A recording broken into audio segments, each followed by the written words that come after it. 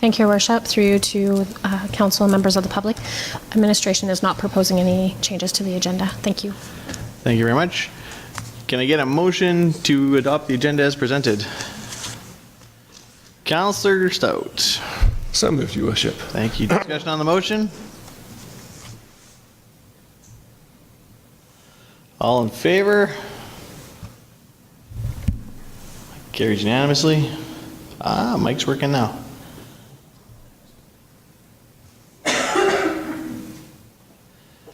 Okay, so just before we get going, as has become custom, we have one proclamation to be read tonight. National Child Day, November 20th, 2018. Whereas we promote a child's right to identity, children's identities are shaped throughout their lifelong negotiations within personal, social, and cultural landscapes. And whereas this also reflects Canada's commitments under Articles 7, 8, 9, 10, 11, 13, 14, 29, and 30 of the United Nations Convention on the Rights of the Child.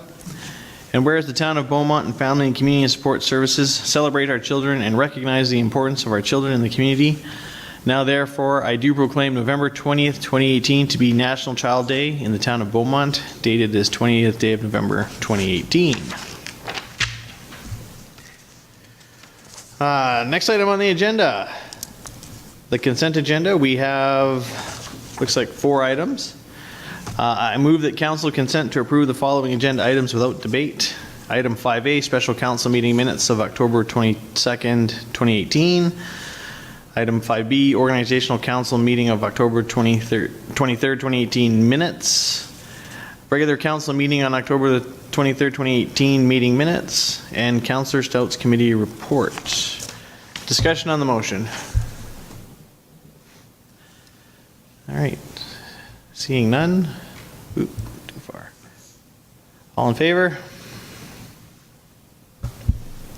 That carries unanimously. All right. There being no registered presentations for the open forum, we'll move straight into public hearings.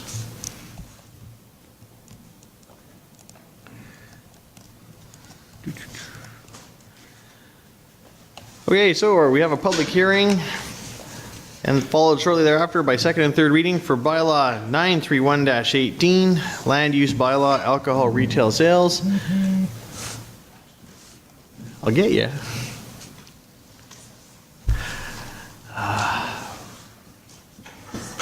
Thank you, Mayor. Just on a process level, can we get a motion to adopt the agenda? We did. Scary, past, gone. Okay. Good. Just testing. Just testing? Yeah.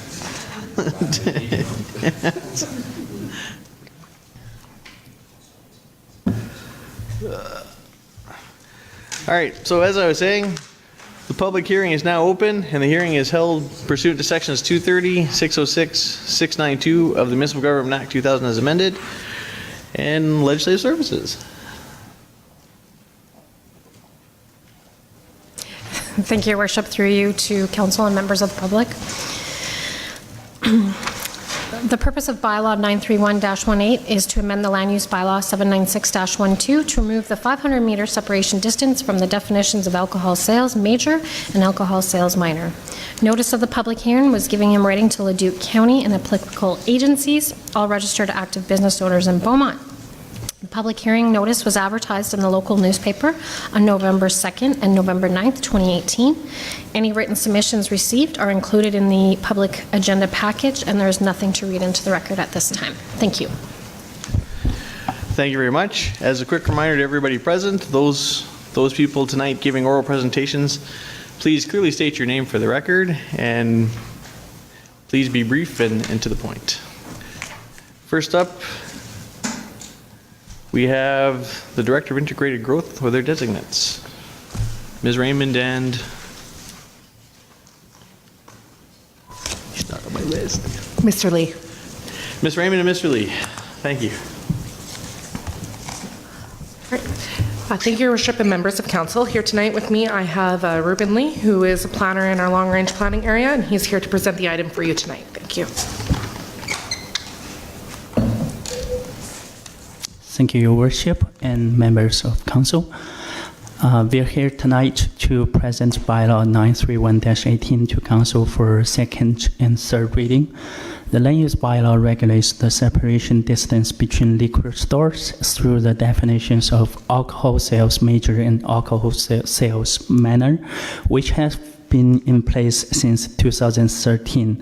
A 500-meter separation distance between liquor stores was included within the definitions to prevent an over-concentration and proliferation of liquor stores and reduce the potential for negative impacts to residents and the community. A review of the impact of the 500-meter separation distance requirement was undertaken by administration. First of all, the need for the separation distance was examined. Currently, there are 6 existing liquor stores in Beaumont, as shown in the attachment 1. 2 of the 6 liquor stores were constructed after 2013 and are in compliance with the 500-meter separation distance, which means the separation distance requirement between liquor stores has resulted in non-conforming uses for existing liquor store owners in Beaumont. This creates uncertainty for businesses and property owners and may reduce maintenance of the premises and efforts to protect the public from negative social impacts. The land use bylaw can be a tool to limit the availability of a controlled substance if there's an identified municipal concern. For instance, if the hours of operation of this type of use could be connected to an increase in noise complaints, then the hours of operation may be something that could be limited through the land use bylaw regulation. The land use bylaw is not the tool or the appropriate vehicle to regulate consumption. Analysis of the effectiveness of the separation distance requirements was restricted to the limitations of data available. There's no data to indicate that the separation distances for liquor stores have a positive impact on property values, parking, or reduce crime and public nuisance complaints. Secondly, administration also considered the economic impact of the regulation. The municipal development plan provides direction to strive for a healthy economic base to sustain a vibrant community for residents and local businesses.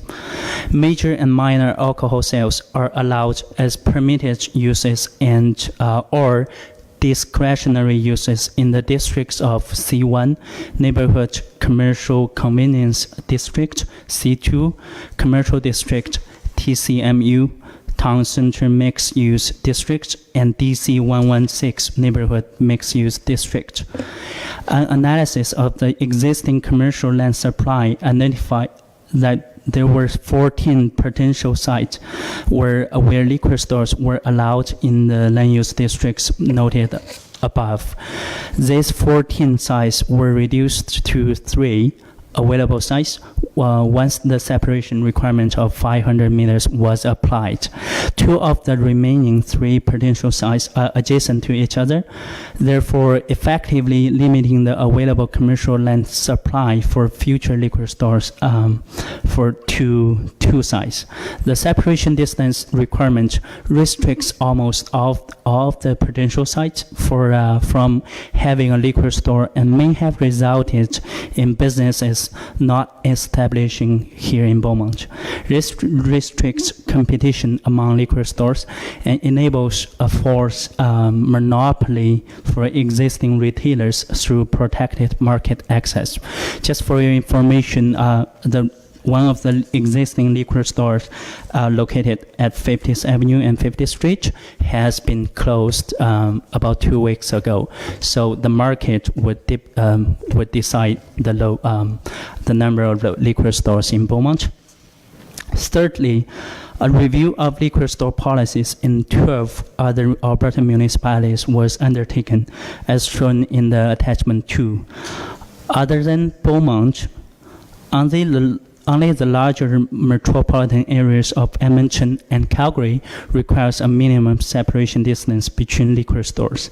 Edmonton is currently amending their separation distance for major and minor alcohol sales, and their administration is expected to recommend removing the 500-meter separation distance between liquor stores while retaining a 100-meter separation distance from parks and schools. Most municipalities reviewed selectively allow liquor stores in various districts, but they don't regulate the distance between liquor stores. Some municipalities reviewed stipulate liquor stores not located in proximity to a park or school, but in no case is the required distance greater than 100 meters. In contrast, some municipalities do not distinguish liquor stores from general retail use in their land use bylaws. The last but not least, consideration was also given to schools and public parks within Beaumont's context. The land use bylaw does not regulate separation distance to schools and parks from alcohol sales uses. Attachment 3 shows a 100-meter buffer from the boundary of the public school sites and locations. In Beaumont, there are 8 existing permanent school sites and 2 temporary francophone school locations. Only the newly opened school site in South Beaumont along 30th Avenue and one of the temporary francophone school locations are located closer than 100 meters to an existing liquor store or a current potential liquor store commercial site. In addition to the existing schools, there are also 2 planned future school sites in the approved Lakeview Area Structure Plan area and another 4 planned future school sites in the approved Elang Area Structure Plan area.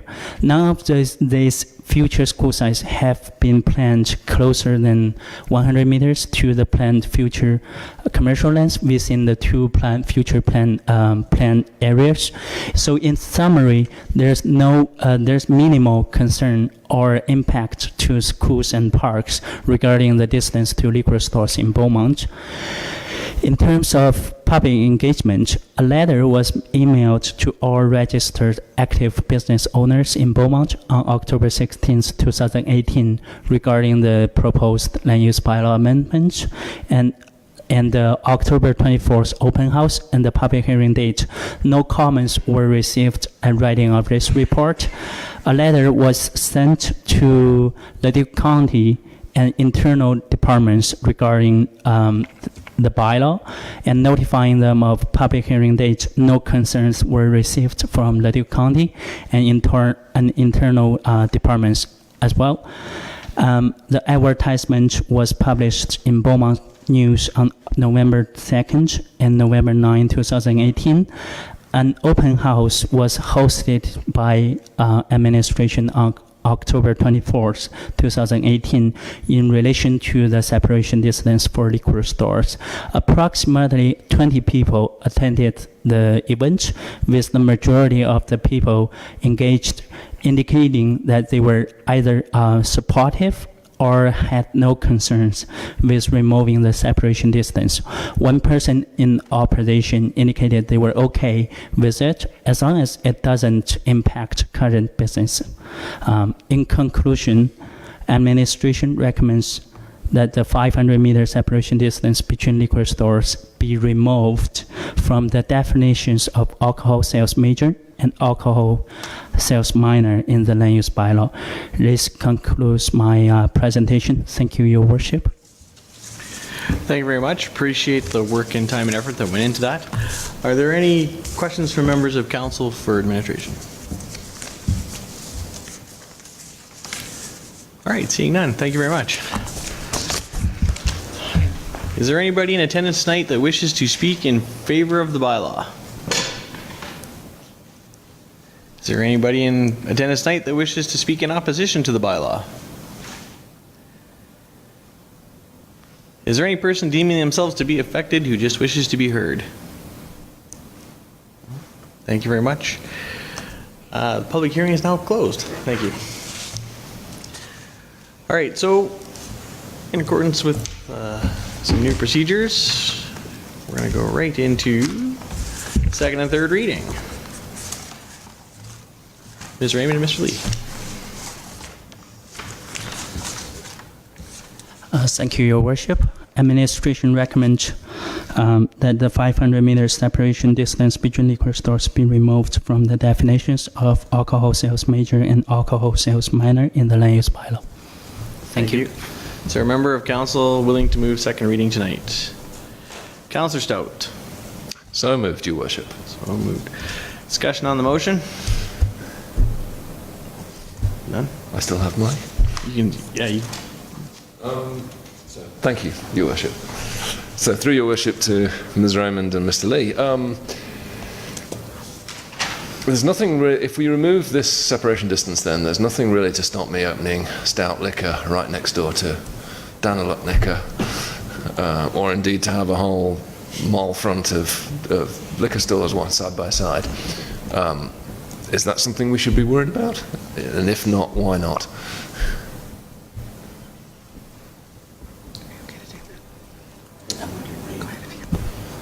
Thank you, Your Worship. Through Your Worship to Councillor Stout, the land use bylaw is not the appropriate tool to regulate the locations or the numbers of liquor stores, and we would, let the market depict the competitions and number of liquor stores in Beaumont. Through Your Worship to Councillor Stout, just to further along on that question there, you would have a business case for your business if the market said that you could differentiate yourself in such a way that you could have Stout Liquor beside Daniluk Liquor and a whole bunch of other ones, and you felt that you would make money, you would probably do that. But realistically, with the market would limit the competition, and unless you could differentiate yourself from your neighbor in such a way, you're unlikely to open up a business directly beside your competitor in a way that you couldn't make money. Right. Thank you. So what you're saying effectively is that's unlikely to occur simply because of the necessary market forces, and that if it did occur, the land use bylaw would not be an appropriate mechanism for dealing with it. Through Your Worship to Councillor Stout, that is correct. This has also only been in place since 2013. And so since that time, most of those liquor stores did predate that, and we did not have a proliferation of liquor stores all adjacent to one another. No. Thank you. Councillor Daniluk. Thank you, Your Worship. Just to be clear, that Daniluk Liquor will sell premium brands and would ensure that Stout Liquor would be gone in 6 months. Sorry, I couldn't resist. On a more serious note, however, just to clarify, I do believe, or can you clarify just to make sure that I'm on the right page, that we are going to maintain the 100-meter distance between liquor stores and schools, or it's just the entire distance thing is going away totally? Just so we're clear, I want to make sure that I'm read this correctly and my interpretation is correct before I say the wrong thing. Through Your Worship to Councillor Daniluk, the recommendation is just to remove the 500-meter separation distance from the land use bylaw. Currently, our land use bylaw doesn't regulate or require 100 meters separation distance to schools and parks. And in Beaumont's context, as you can see in the report, there's no schools located, or the future schools located closer than the 100 meters to a liquor store location or a future commercial site. Oh, sorry. Yeah, so good. So our bylaw currently does not have a restriction for schools. It's simply 500-meter distance is the current bylaw, and we're suggesting that 500 meters, it goes away entirely. Through Your Worship to Councillor Daniluk, that's correct. Any further discussion on the motion or questions for admin? No. Then I'll call the vote. All in favor of second reading? That carries unanimously. Do I have a member of council willing to move third reading? Councillor Van Newkirk. So moved. Discussion on the motion? Okay, seeing none, call the vote. All in favor? And third reading has passed. Thank you very much. Okay, there are no registered presentations on the agenda, which will lead us right into item 8A, business items, rescind council policy 10A, protective services building training room booking policy. Chief Cook.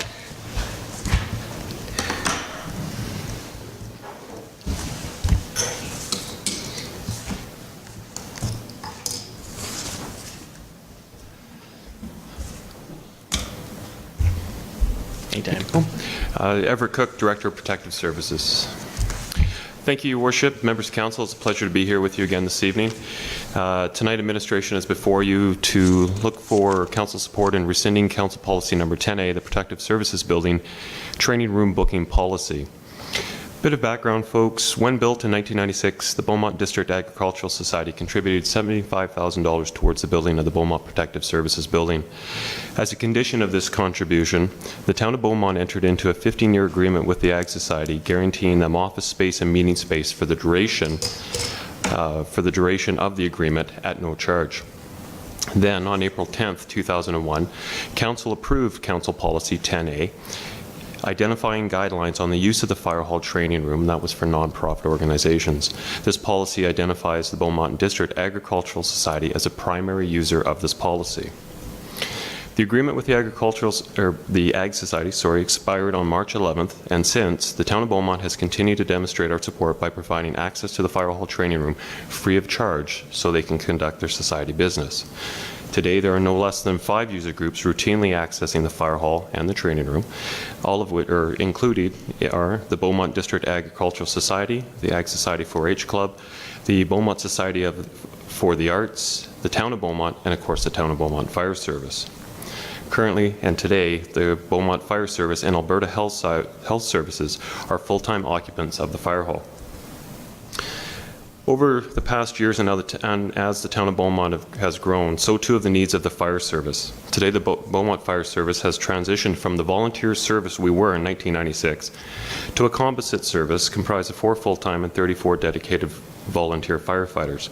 Activities carried out by staff in the training room include, but are not limited to, training and physical fitness activities, social committee activities, and most importantly, post-incident debriefings that take place after an incident to help eliminate post-traumatic stress disorder, or PTSD. Further, the province of Alberta has placed obligations onto municipalities with regards to maintaining investigation files and emergency response records. The continuity of these documents must be maintained at all times, with security and reduced access of the facility of the utmost importance. Finally, the town of Beaumont leases use of our fire hall to Alberta Health Services. Ambulance crews do reside in the facility 24 hours a day, resting during downtimes and when they are not training. Section 10 of the lease agreement with AHS outlines the town's obligations to ensure the quiet enjoyment of their staff of their property. Administration has conducted a meeting with the Beaumont District Agricultural Society on Friday, October 5th, and we provided them notice of our intent to rescind this policy, which does directly identify them. It was met with no obligations, and the 4-H group was very pleased to find that we had found suitable space for them at the CC Center here in Beaumont at no charge.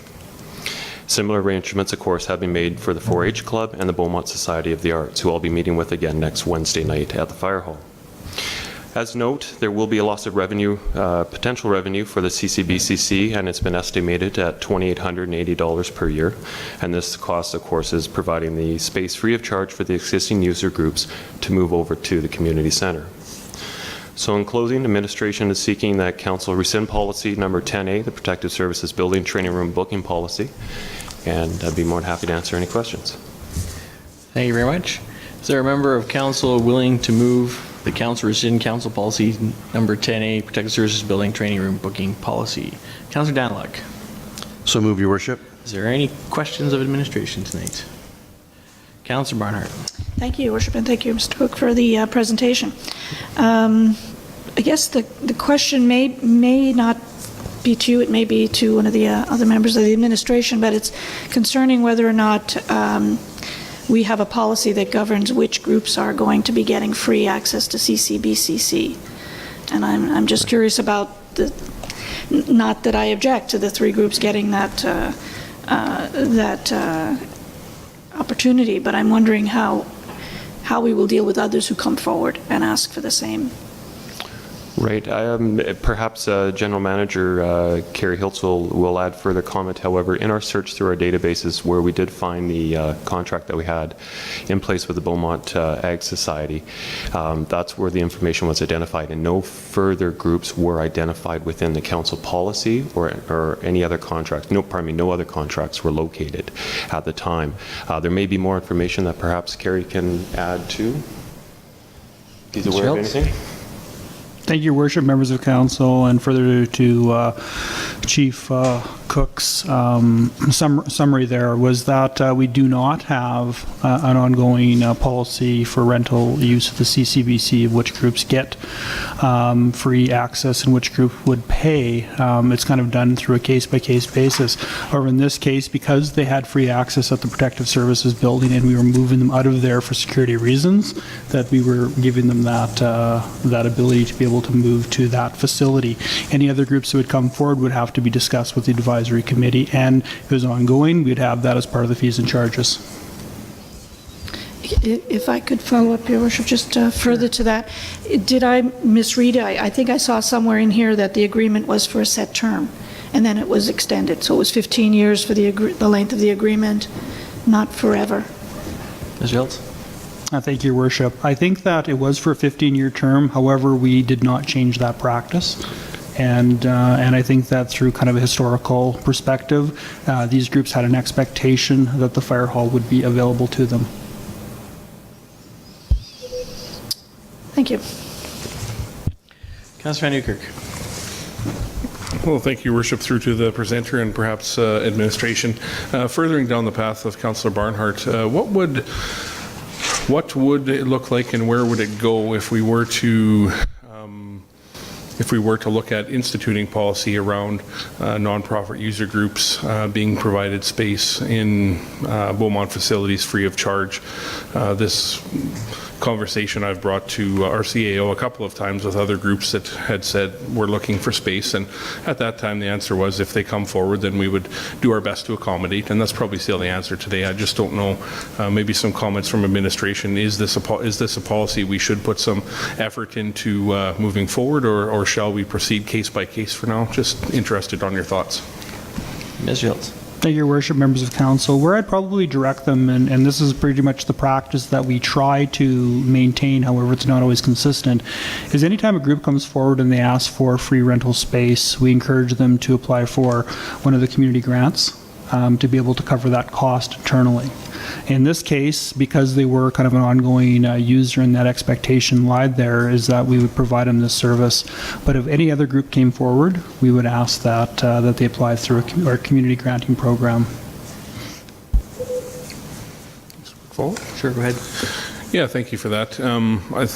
I support what's in front of us right now. I just think that we may have to relook at this policy or putting policy in place in this vein in the future if some of the asks from groups become too great for us to accommodate consistently, perhaps. So that's my final thoughts. Councillor Barnhart, follow up. Thank you, Your Worship. And again, in that same vein, what's before us is to rescind a policy, and I have no difficulty voting in favor of that. But I'm wondering if we need a motion to look further into this, or how we will deal with it to make sure that we do have a policy. I can think of a number of nonprofits that haven't asked for the space and would if they knew that was an option. So I'm just wondering what would be the next step. I don't know, I'm going to flip that one back to administration. Do Mr. Hills?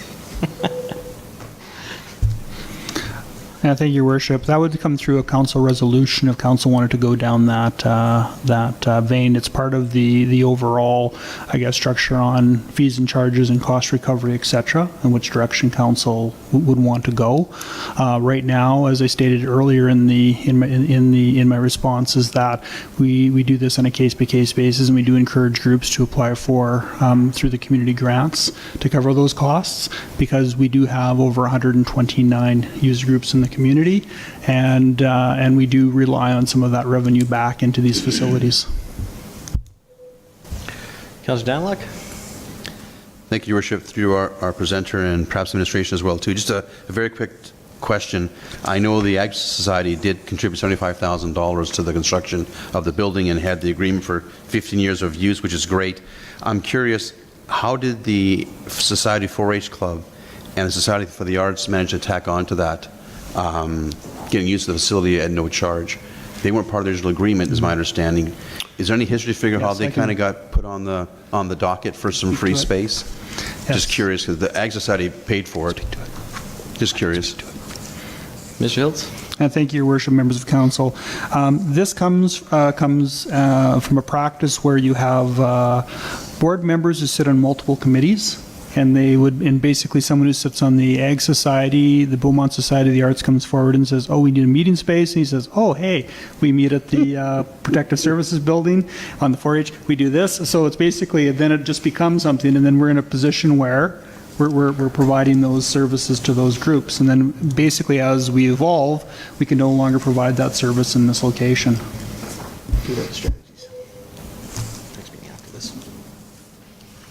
Yeah, I was assuming that probably evolved over time from conversations, or as opposed to a formal agreement that these other groups got onto the bandwagon. So I am supporting of the motion in front of us, but I do share other council's thoughts on trying to make sure we don't put ourselves in a situation where we're granting access to some and not to others, without having some sort of a policy to follow. So I would agree with that, but I'm okay with the motion for this evening. Thank you.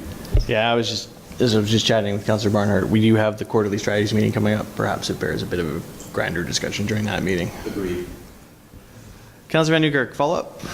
Yeah, I was just going to also mention that perhaps we could just make a note, or administration could make a note, and we could tack this piece of the discussion onto the fees and charges bylaw that's upcoming. I guess that conversation is coming up yet too. Yes, it is. Although I'd hate to make policy during that discussion. Are there any further questions of administration? All right, seeing none, all in favor of rescinding Council Bylaw 10A or Council Policy 10A?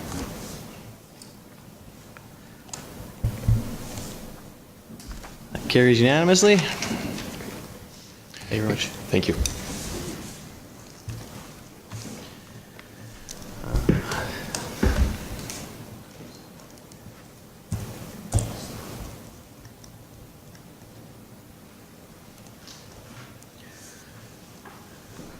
All right, comes to item 8B, board and committee appointments. We have 3 to do tonight, and we'll do it by 3 separate motions, 1 for each.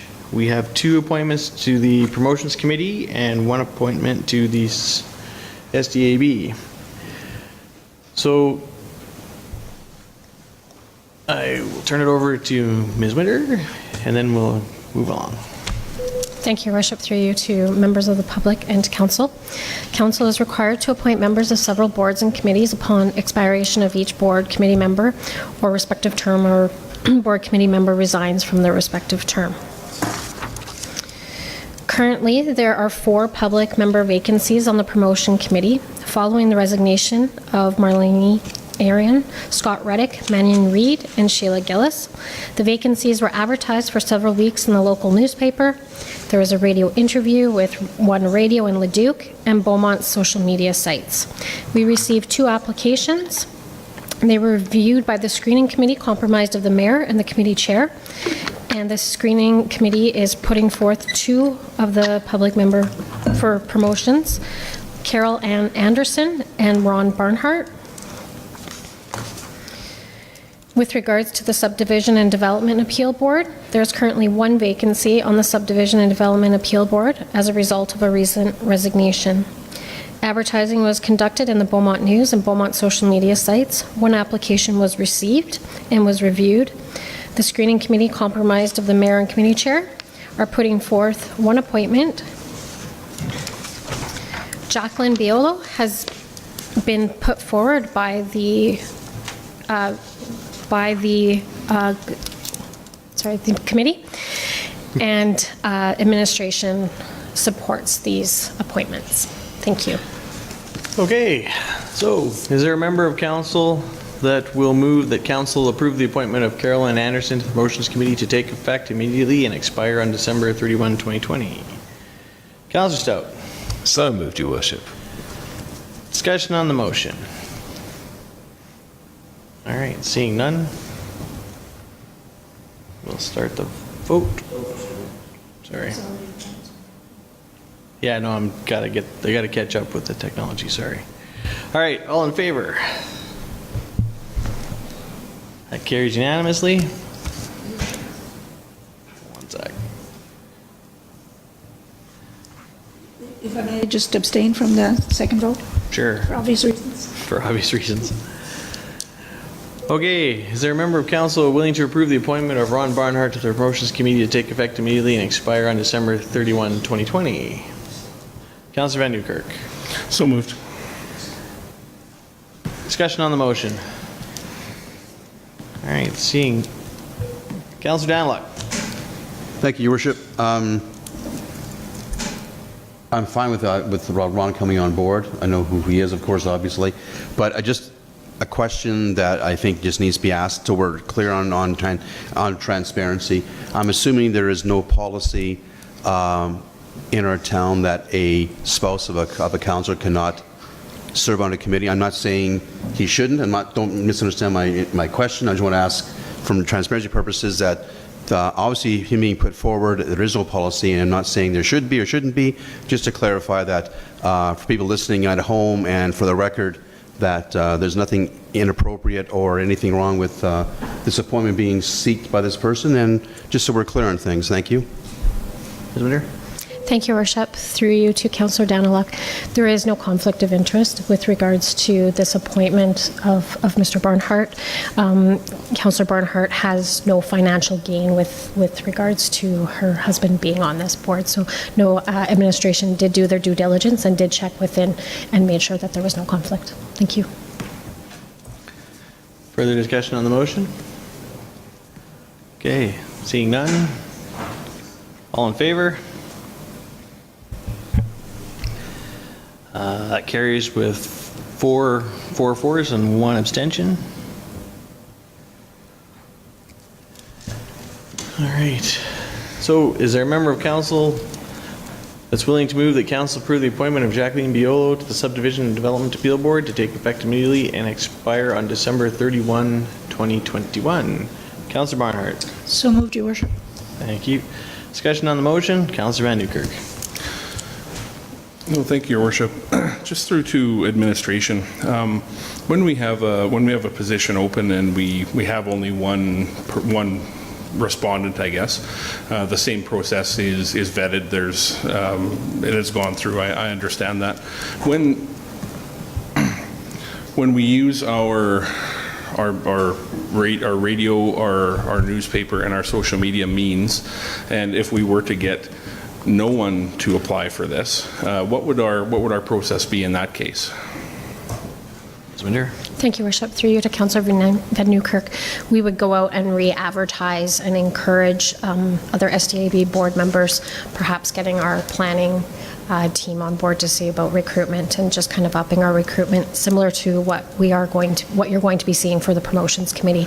We're going to up the recruitment and push it out further. Mm-hmm. Just further to that, yeah. So consequently, when we only have one respondent as well, at what point do we up the recruitment to see if there's other people out there as well? Thank you, Worship. Through you to Councillor Van Newkirk. In this case, Ms. Biolo had significant experience with the quasi-judicial boards and was a good match for the SDAB board. So in this case, with it being a fit, that recommendation is being brought forward. However, if we didn't receive any, again, we would go out. If we had received someone that wasn't a fit for the board, for experience, whatnot, we would not appoint that person. We would not bring that forward to council for appointment. We would again go out for re-advertisement until we could, and we would run on, so to speak, a skeleton crew with SDAB until we could fill that position. Mm-hmm. Okay, fair, thank you. Further discussion on the motion? All right, seeing none, all in favor? That carries unanimously. Thank you very much.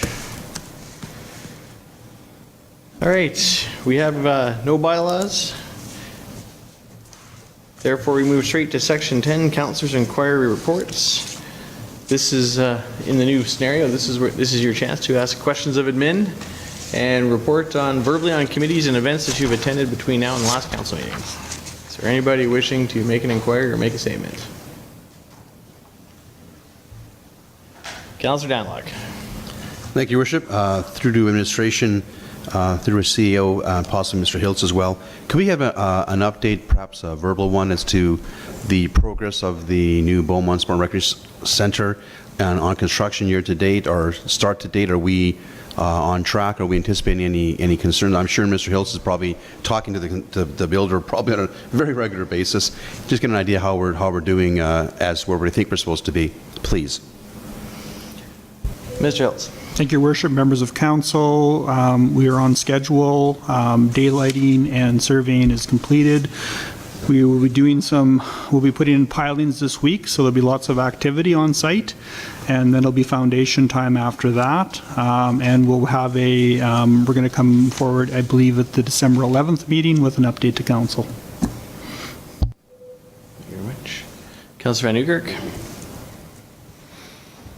Oh, thank you, Worship. Through to administration. Just a question regarding our public engagement session that's upcoming on the budget at the CCBCC. It's scheduled for November 30th, 2018. Just wanted to bring forward that is the same evening as Brighten Up Beaumont, and it is a Friday night, and that probably is going to be a very busy night in town. I think the venue is appropriate, CCBCC, and I also noticed that it's open during the day as well. Just wanted to gauge administration and council to see if we're all comfortable with it being on a Friday and a Friday night and the same time as Brighten Up Beaumont. Two options I see that could be put on the table would be to either move it or else create an additional engagement session or do nothing and leave it the way it is.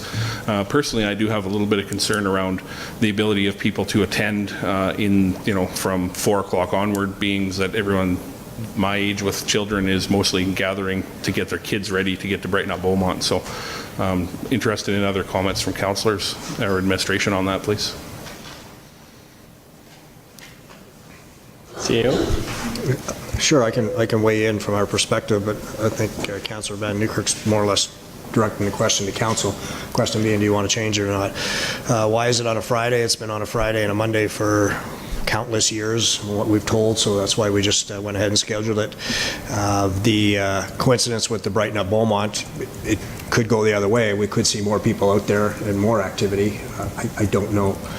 But at this point, we're scheduled for the Friday and again the Monday, unless council would like us to do something differently, and that's entirely your choice. Councillor Danlock. Thank you, Your Worship. And to Councillor Van Newkirk's point, I'm looking at the publication from the newspaper, and I'm looking at the open house, and it says November 30th. It doesn't show the times, unless I missed something, on the open house on Friday.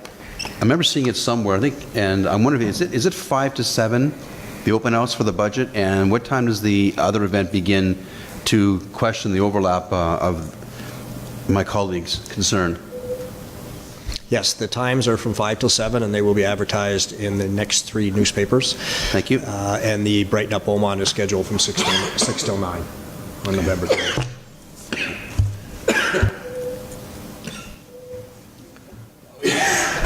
Mr. Harris? Through your worship to the rest of council, if council wanted to change it, the preferred date would be the November 29th. Thank you. The Thursday. I don't know. Personally, I've seen it run kind of both ways. I'd rather leave it the way it is because it does overlap. So you do have families and people that are going through, and I know when they're warming up, they're going to go through, they're going to look at those boards, and they're going to make a couple comments. So I'm not necessarily sure I would cancel that one, but if council doesn't feel it's going to be adequate, here I go adding to their workload, but maybe we should add a third one. Councillor Danlock. Thank you, Your Worship. Being a budget is such an important event for our town, I've in my schedule, I've cleared the Friday and the Monday to be available at open houses, to be there as a counselor representing. I'm sure my colleagues will do the same as best they possibly can. The night before, I'm committed elsewhere, so I'm just curious if, from a counselor's perspective, if none of us are going to be there Friday night, as counselors, we should have a representation there. I know I can be there Friday for sure. I'm just asking the question from terms of representation. Is council available on those 2 nights? If we are already prepared to be available those nights, I suggest we remain with those nights in question already published. Councillor Barnard, comment? Thank you, Worship, and to my colleagues, same here. I am busy the night before, so it'd be tough right now to change my schedule around. And like the mayor, I think keeping it this way, and if possible, if you want to add another one, I'm okay with that, but I wouldn't change the ones that are published. And the other point is there are other ways that people can forward their concerns. So I think these are, 2 other options, and there's still other ways people can let us know if they have any concerns. So perhaps this will encourage people, if they can't make it on those nights, to reach out to us some other way. Councillor Stout? I'm just going to reinforce the same thing. I'm available both those nights and will attend if I can. All right, so to keep the long story short, I guess the consensus is we're just going to keep going with the 2. All right. Councillor Barnard. We're moving on to another. We're moving on to another topic, yeah. Another topic. I wanted to pass on my congratulations to the town staff, and I don't know if, again, the promotions committee or others were involved, but the Remembrance Day celebration was fantastic. I heard lots of comments, lots of positive comments about it, and this was a busy week, so hats off to everyone that really did all of the different events that we had. The lunch was phenomenal, the soup was great, and the number of people that went through. I wonder if we have a count. Do we know how many people? There's no way to really count that, I guess, except how many soup bowls were. But it looked like 1,000 to me, and I really thought that the turnout was the best I've seen, even though it was freezing cold, which it always is. That's consistent. But everything was really great, and I do think the citizens appreciate it, and I wanted to pass that on. Thank you very much. Yeah, I too would like to. That was on my agenda, but yeah, throw in my comments and compliments to the staff. We did have a couple of events. Remembrance Day being one of them that went really, really well. The other one was my mayor's breakfast on the Friday morning. That was an all hands affair that came off really well, really well. I've heard nothing but good feedback. So once again, my compliments and congratulations to the staff that helped pull that off. I do have one question for the CAO. As you know, we're town city status. We've been having some discussions with Alberta Transportation. Just wondering if what we can get an update if we're anticipating a delay on that, or. Yes, thank you very much, Your Worship. Yeah, we are in having discussions. As part of going from a town to a city, there's a whole bunch of check boxes in different ministries that have to have a look at that application to see if it affects. There was a time when highways were automatically became the jurisdiction of the municipality. That's not the case anymore. So we entered into some discussions early last week, the week before, with Alberta Transportation, initially to talk about jurisdiction, and we're having good conversations with them back and forth. One of our concerns was, is this going to slow our process down of the approval by cabinet? And we found out just this morning from Municipal Affairs that no, it will not. They're satisfied that the discussions are occurring and that our application will proceed as planned. So we're hoping for be passed here this sitting. Thank you very much. Councillor Stout, last question. Thank you, Worship. Less of a question, more of information for the rest of it, something I wanted to share with the rest of Council. That works too, sorry. But I assume it comes into this category. At the budget workshop, we discussed raising the franchise fees for energy, and we agreed on an amount, and I still support all the resolution that we made then.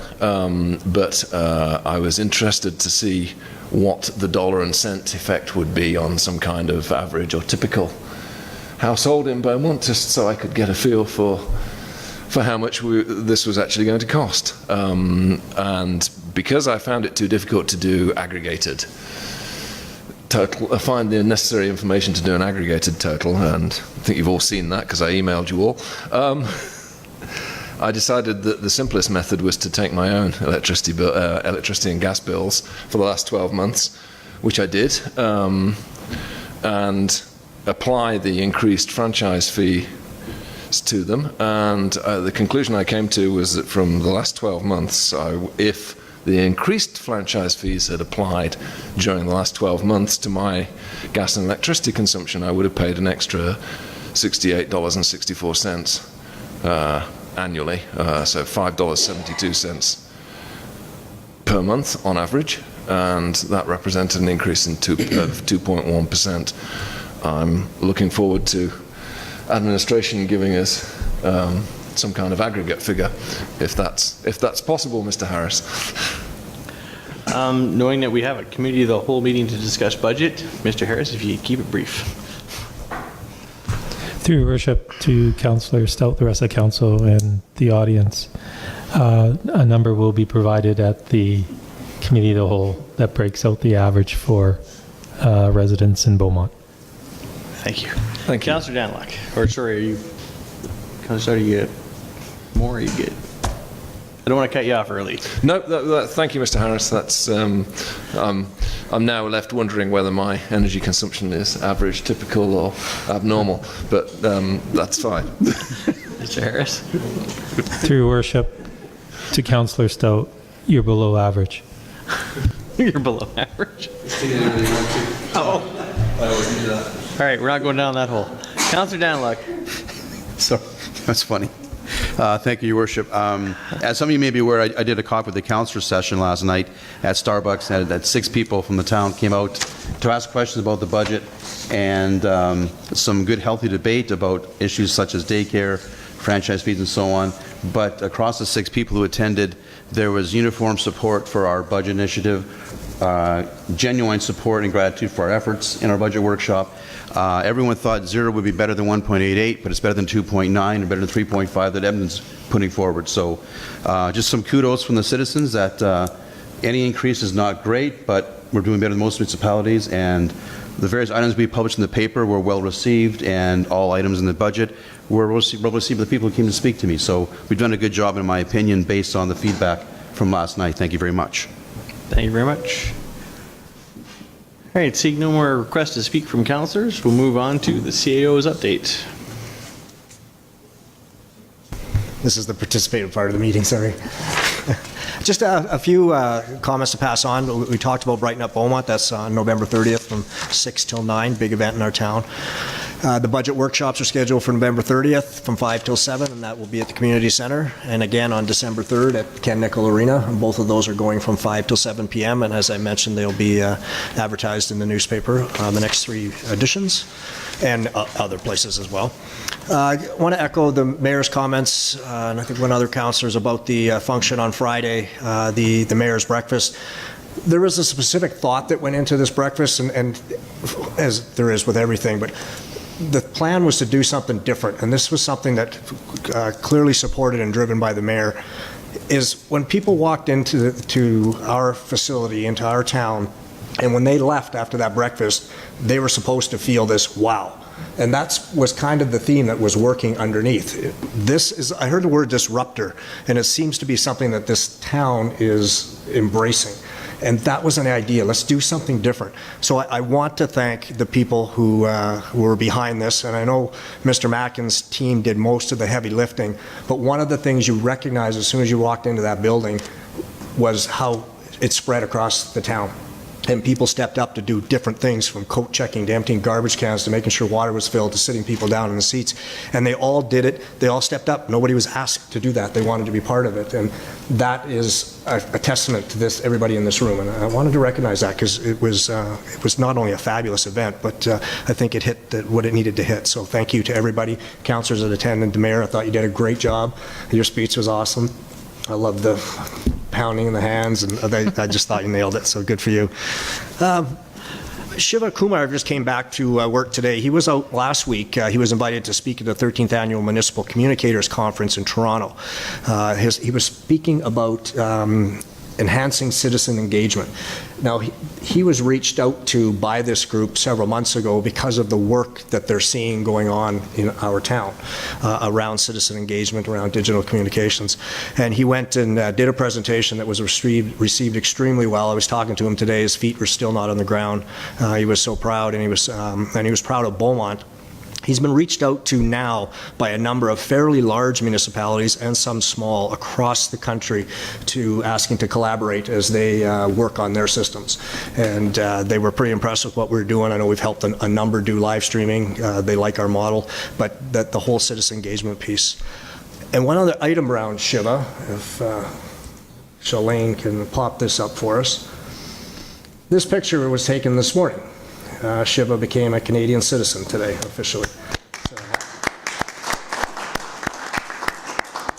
he's very proud of that. It was a 6.5-year process, and if you ever want to hear how rough that can be, sit down and talk to him. But he's one proud Canadian, so congratulations, Shiva. And that's all I had. Thank you very much. Yeah, please pass on council's congratulations to Shiva. We do appreciate all the work he does for us, so. There are no correspondence items. Are there any notices of motion? All right, seeing none, there are no in-camera items, and so we are adjourned.